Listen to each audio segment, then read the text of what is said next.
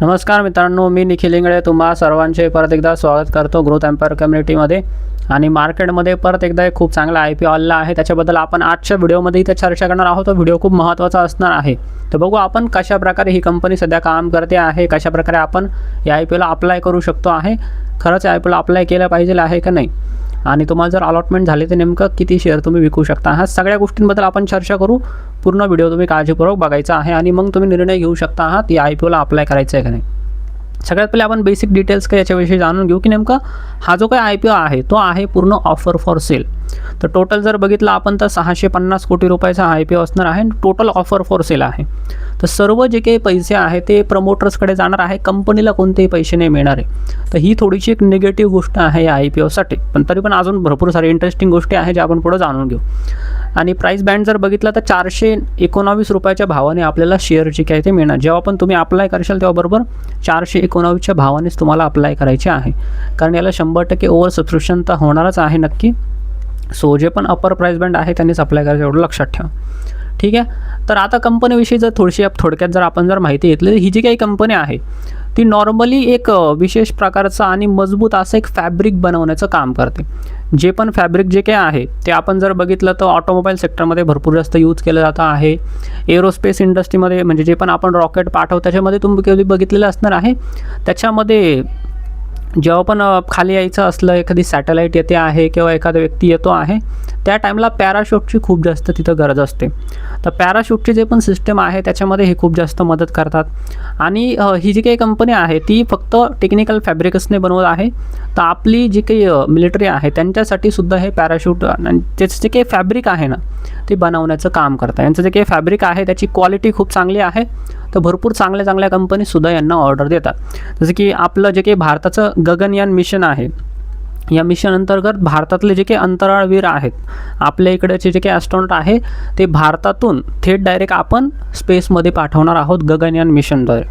तर याच्यासाठी जे पण आपल्या इस्रोला जे पण आपले पॅराशूट्स पाहिजे आहे ते पॅराशूटसुद्धा पुरवण्याचं ही कंपनी काम करणार आहे। सो भरपूर यांना मोठ्या ऑर्डर आहे, याच्यावरून ही गोष्ट लक्षात येते की ही कंपनी क्वालिटी प्रोडक्ट्स बनवते आहे। आणि ह्या क्षेत्रामध्ये जर बघितलं यांना जर इस्रोकडून अशा प्रकारचे जर ऑर्डर जर पुढं मिळत राहिल्या तर यांचं जे काही फ्युचर आहे ते भरपूर चांगलं आहे, कारण भविष्यामध्ये भरपूर सारे जे काही मिशन्स आहे आपल्याकडून पाठवले जाणार। जसं जसं आपल्याकडे फंड्स अवेलेबल आहेत तशा प्रकारे आपण स्पेसमध्ये भरपूर सारे मिशन्स पाठवणार आहोत। तर ह्या कंपनीला भरपूर चांगले ऑर्डर्स मिळू शकता आहेत, कारण यांची क्वालिटी चांगली आहे फॅब्रिकची। आता आपण IPOबद्दल जाणून घेऊ की नेमका IPOचे डेट्स काय असणार आहे। तर IPO जर बघितला तर 8 जुलैला ओपन झालेला आहे IPO ऑलरेडी। IPO क्लोज होणार आहे 10 तारखेला, तर 10 तारखेला संध्याकाळी 5 वाजेपर्यंत तुमच्याकडे टाईम असणार आहे IPO तिथं अप्लाय करण्यासाठी। अलॉटमेंट 13ला असणार आहे मंडेला, आणि रिफंड जे काय आहे तुमचे पैसे 13ला संध्याकाळी किंवा 14ला तुमचे जे काही पैसे आहे तुमच्या अकाउंटमध्ये परत येऊन जातील। ही गोष्ट मी इथं रिपीट करतो आहे की ज्यांना पण अप्लाय करायचं असणार आहे, IPO जो काही तो खूप मोठा नाही आहे, तर ज्यांना पण अप्लाय करायचं आहे तर मल्टिपल लॉटने तुम्हाला अप्लाय करावं लागणार आहे, ठीक आहे। तर ही गोष्ट आहे, नाही तर अलॉटमेंट मिळण्याचे चान्सेस कमी आहेत। सो मल्टिपल लॉटनी म्हणजे तुम्ही पाहिलं तर तुमच्या घरचे जे काही व्यक्ती आहे त्यांच्या नावाने पण अप्लाय करू शकता आहात, किंवा तुमचे कोणी मित्र असेल त्यांच्या नावाने सुद्धा अप्लाय करू शकता। तर ॲटलिस्ट तुम्ही ट्राय करा की 2 ते 3 अकाउंटने अप्लाय करा, म्हणजे तुमच्या अलॉटमेंटचे चान्सेस जे काही ते वाढतील, ठीक आहे। तर ती एक गोष्ट आहे। बाकी लिस्टिंग जे काय आहे याची 15 जुलैला आहे, तर त्या टाईमला समजेल याच्यामध्ये काय काय प्रॉफिट असं होतं आहे। आता या कंपनीचे थोडे फायनान्शियल डिटेल्स जर बघितले तर फायनान्शियल जे काय आहे ना ते या कंपनीमध्ये ठीक आहे, थोडे ओके आहेत, खूप जास्त आपल्याला ग्रोथ नाही दिसत आहे। आपण जर बघितलं जसं की 2024मध्ये आणि 2026मध्ये जर बघितलं तर ॲसेट जे काय आहे यांच्या वाढलेल्या आहेत आणि इन्कमसुद्धा यांची वाढलेली आहे। पण तेच जर तुम्ही प्रॉफिट जर बघितला ना तर प्रॉफिट एवढा वाढलेला नाही। प्रॉफिट आपण जर बघितला तर 2024ला 84 कोटी होता, मग 84वरून 111 कोटी झाला, आणि 111 कोटीवरून परत एकदा कमी होऊन 98 कोटी झाले। म्हणजे प्रॉफिटेबल तर आहे कंपनी, पण थोडासा जो काही प्रॉफिट आहे तो कमी झाला आहे मागच्या वर्षीपासून। आता जर बघितलं थोडासा प्रॉफिट कमी झाला आहे, ही थोडीशी एक निगेटिव्ह गोष्ट आहे। याचं कारण काय आहे माहिती आहे का, यांचे जे काही मार्जिन आहे ना ते कमी झालं आहे। म्हणजे बघा यांची जे काही इन्कम आहे तिथं ठीक आहे, पण मार्जिन यांचं कमी झालेलं आहे, याच्यामुळं यांचे जे काही प्रॉफिट्स आहे ते कमी झाले आहेत. बाकी यांची बॉरोईंग जर बघितली तर थोडी वाढलेली आहे, ठीक आहे, बट जास्त काही नाही एवढं. Debt to equity ratio okay आहे, तसं काही एवढा वाढवा नाही. सरप्लस जे काही आहे यांचे वाढलेले आहेत, ती एक चांगली गोष्ट आहे आपल्यासाठी. आणि नेटवर्थ जर बघितली ती पण चांगल्या प्रकारे वाढलेली आहे. सो एवढंच आहे का प्रॉफिट जो काय आहे ना यांचं कमी झालेलं आहे, कारण यांची मार्जिन कमी झाले आहे. ही गोष्ट आहे, तर मार्जिनचं एक याच्यामध्ये बेनिफिट असणं. मार्जिनबद्दल जसं आपण KPI पण पुढं बघू. आता मेन याच्यामध्ये ज्या गोष्टी बघितल्या की परफॉर्मन्स इंडिकेटर्स, तर रिटर्न ऑन इक्विटी जर बघितला ना तर 2025ला 56% होतं, पण आता तो कमी होऊन 25-26% राहिलेला आहे. तर रिटर्न ऑन इक्विटी आणि रिटर्न ऑन कॅपिटल एम्प्लॉईड दोन्हीसुद्धा कमी झाले आहेत. ही एक याच्यासाठी कन्सर्निंग गोष्ट आहे, कारण प्रॉफिट कमी होऊन गेलं आहे. तर हे दोन्ही पण कमी झाले आहेत मागच्या वर्षीपेक्षा, पण तरी पण चांगले रिटर्न्स आहे 25% पण जर बघितलं. डेट टू इक्विटी रेशो जर बघितला तर तो कमी झाला आहे. ही एक आपल्यासाठी थोडंसं बेनिफिशियल गोष्ट आहे का डेट यांच्यावर पहिले पण कमीच होतं, जास्त काही नव्हतं, आता अजून कमी होऊन गेलं आहे. रिटर्न ऑन नेटवर्थ आपण जर बघितलं इथं तर ती यांची थोडीशी कमी झाली आहे, रिटर्न जे काही ते कमी झाले आहे. पॅट मार्जिन जर बघितलं ते थोडंफार कमी झालं आहे. एबिटा मार्जिन ठीक आहे, एबिटा मार्जिन ओके आहे, पण प्रॉफिटचं जे काही मार्जिन आहे ना ते यांचं थोडंसं कमी झालं आहे, त्याच्यामुळे प्रॉफिट पण कमी झालं आहे आणि रिटर्नसुद्धा कमी झाले आहे. सो आत्ता आपण जर बघितलं ना तर 25% यांचे रिटर्न्स आहे, रिटर्न ऑन इक्विटी आणि रिटर्न ऑन कॅपिटल एम्प्लॉईड, जे की खूप जास्त पण नाही, पण तरी पण आपण जर एक पिअर कम्पॅरिझन जर केलं बाकीच्या काही कंपन्यांची तर ते चांगलं आहे. बाकीच्या पिअरशी जर याच्यामध्ये जास्त काही पिअर्स नाही, तरी पण बाकीच्या काही सिमिलर थोडंफार काम करतात त्यांची जर बघितलं तर यांचं मार्जिन चांगलं आहे. कारण बाकीचे जे काही कंपन्या आहेत त्यांचं मार्जिन फक्त 5%, 10% एवढंच आहे. जर 25% जरी पण आहे तरी पण चांगली गोष्ट आहे तसं. आता याच्यावरून तुम्ही ठरवायचं आहे का नेमकं IPOला अप्लाय करायचं आहे का नाही येते, ठीक आहे.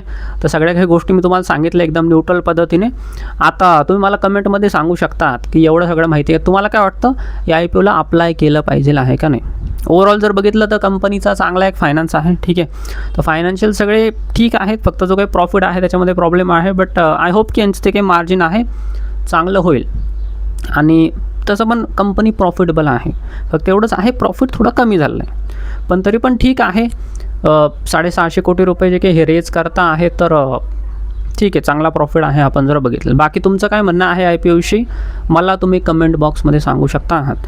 आणि तुमच्यापैकी कोणी पण नवीन असेल, तुम्ही जर अजून जर चॅनलला आपल्या सबस्क्राईब केलं नसेल तर सबस्क्राईब नक्की करायचे आणि लाईक नक्की करायचं आहे व्हिडिओला. तुम्ही लाईक करायचं विसरून जाता. सो आत्ता व्हिडिओला हे लाईक करायचं आहे. त्यानंतर मग आपण आता पुढं मी तुम्हाला माझं एक वर्डिक्ट सांगतो का नेमकं याच्यामध्ये आता आपल्याला किती प्रॉफिट होऊ शकतो आहे. सो आपण फायनल जर याचा डाटा जर बघितला ना, आत्तापर्यंत मी त्याचंच एक वेट करत होतो पहिल्या दिवशीचं सबस्क्रिप्शन येण्याचा. त्याचा पूर्ण डेटा आपण जर बघितला, आता मार्केट थोडंसं खाली पण आलेलं आहे, पण तरी पण मार्केट खाली आल्याचं याला काही एवढा परिणाम होणार नाही, ठीक आहे, कारण हा IPO चांगला आहे तसं याचा त्याचा काही एवढा संबंध येत नाही. सो GMP जर बघितलं याचं जवळपास आता 40% चालू आहे. सो 40% जर GMP बघितलं तर खूप चांगला GMP आहे याचा ग्रे मार्केट प्रीमियम. आणि ग्रे मार्केट प्रीमियम जर बघितलं तर लिस्टिंग जी काही किंमत आहे ना याची ती 586 रुपयाच्या आसपास असू शकते आहे.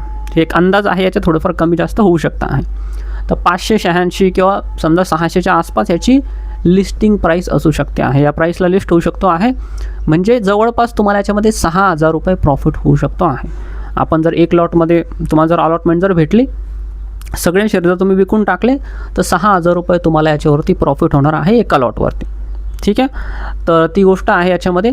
आणि याचे आता फायनल आपण जर सबस्क्रिप्शन जर बघितलं ना तर सबस्क्रिप्शन याचं खूप चांगलं आलं आहे. डे एंडला जेव्हा मी चेक केलं होतं, सो सबस्क्रिप्शन जर बघितलं तर ऑलरेडी हा IPO ओव्हर सबस्क्राईब होऊन गेला आहे पहिल्या दिवशी. 3x वर ऑलरेडी गेलेला आहे आणि 3x ॲक्च्युअलमध्ये कमी आहे. भरपूर जास्त हा IPO ओव्हर सबस्क्राईब होणार आहे. आता पुढचे अजून 2-3 दिवस बाकी आहे याच्यामध्ये, तर भरपूर जास्त हा IPO जो का आहे ओव्हर सबस्क्राईब होईल. आय थिंक हा जो काय IPO आहे 30x किंवा 50x पर्यंत पण ओव्हर सबस्क्राईब होऊ शकतो आहे, कारण दुसरा कोणता IPO नाही आहे सध्या याच्या पुढं. तर हाच एक IPO आहे, तर चांगल्या प्रकारे ओव्हर सबस्क्राईब होईल. सो याच्यामध्ये लिस्टिंग गेन जे काय आहे चांगल्या प्रकारे तुम्हाला मिळू शकता आहे. तर माझं एक वर्डिक्ट असणार आहे की यस, तुम्ही हा IPOला नक्की अप्लाय करू शकता आहात ॲज अ लिस्टिंग गेनसाठी. आता लाँग टर्मसाठी ठेवायचं आहे का नाही ठेवायचं आहे याच्यामध्ये तुम्हाला हे जे काही सेक्टर आहे त्याच्यामध्ये थोडंसं तुम्हाला फंडामेंटल ॲनालिसिस करावं लागणार आहे. याचं तुम्हाला थोडंसं बिझनेस ॲनालिसिस करावं लागणार आहे, जो वेगळा टॉपिक आहे. ज्यांना पण यांचा बिझनेस समजेल चांगल्या प्रकारे, ज्यांना पण इंटरेस्ट आहे या सगळ्या गोष्टींमध्ये, तर येस तुम्ही लाँग टर्मसाठी पण काही जे काही शेअर्स आहे ते ठेवू शकता आहे. पण माझ्या मते बेटर आपल्यासाठी असं असणार आहे की लिस्टिंगला पाहिजे तर तुम्ही आय थिंक 40% जर तुम्हाला प्रॉफिट मिळाला तुम्ही सगळे शेअर बुक करू शकता, किंवा थोडेफार जर तुम्हाला ठेवायचं असेल 35 शेअर तुम्हाला मिळणार आहेत एका लॉटमध्ये, तर थोडेफार पाहिजे तुम्हाला ठेवायचं असेल तुम्ही 5-10 शेअर पाहिजे तर ठेवू शकता.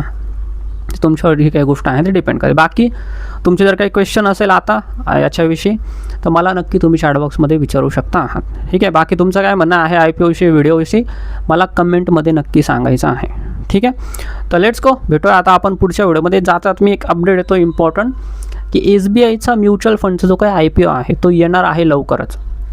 त्याची जी काही DRHP आहे ती फाईल झालेली आहे. सो ज्यांना पण त्याच्यामध्ये आय थिंक त्याच्यामध्ये चांगले गेन्स आपल्याला मिळू शकता आहे SBIच्या म्युच्युअल फंडच्या IPOमध्ये, तर त्याच्यामध्ये शेअर होल्डर कोटा असण्याचे चान्सेस आहे. तर ज्यांना पण शेअर होल्डर कोटामध्ये अप्लाय करायचं, कारण शेअर होल्डर कोटामध्ये तुम्ही जर अप्लाय केलं तर तुमचे अलॉटमेंटचे चान्सेस वाढतात. याच्यावरती व्हिडिओ बनलेला आहे, आपल्या यूट्यूबला आहे, तुम्ही जाऊन बघू शकता की अलॉटमेंटचे चान्सेस कसे वाढवायचे.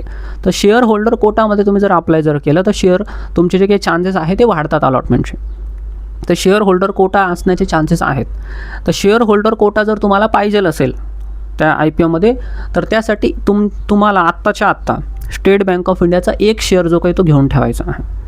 स्टेट बँक ऑफ इंडियाचा एक जो काही शेअर आता काहीतरी 1030 रुपयाच्या आसपास चालू आहे, त्या किमतीला एक शेअर तुम्हाला मिळेल. तर एक शेअर तुम्ही तुमच्या पोर्टफोलिओमध्ये घेऊन ठेवायचा आहे, म्हणजे तुम्हाला शेअर होल्डर कोटा मिळेल. जर ऑलरेडी तुमच्याकडे जर असेल तर चांगली गोष्ट आहे. तर एक शेअर घेऊन ठेवायचं, म्हणजे जेव्हा पण SBI म्युच्युअल फंडचा IPO होईल तुम्हाला शेअर होल्डर कोटामध्ये पण अप्लाय करता येईल. ही एक छोटीशी अपडेट आहे, तर सांगून दिली, कारण नंतर शेअर घेऊन काय फायदा नाही, तुम्हाला आत्ताच घेऊन ठेवावं लागणार आहे. एकदा RHP फाईल झाली का मग नंतर घेऊन काय फायदा नाही IPOच्या टाईमला. तर ज्यांना पण त्या IPOमध्ये इंटरेस्ट आहे तुम्ही स्टेट बँक ऑफ इंडियाचा एक शेअर घेऊन ठेवायचा आहे. ठीक आहे. सो जेव्हा पण तो IPO येईल पुढच्या 7-8 दिवसामध्ये येऊ शकतो आहे, आय थिंक 14-15पर्यंत, तर त्या टाईमला मी त्यावर पण व्हिडिओ बनवेल की काय त्याच्यामध्ये गेन्स मिळू शकतं, काय गोष्टी आहे. तर लेट्स गो, आता व्हिडिओला आपण इथं एंड करूया. बाकी भेटू आपण त्या IPOच्या व्हिडिओमध्ये आणि पुढच्या जे काही गोष्टी त्याच्यामध्ये जाणून घ्या. Thank you so much.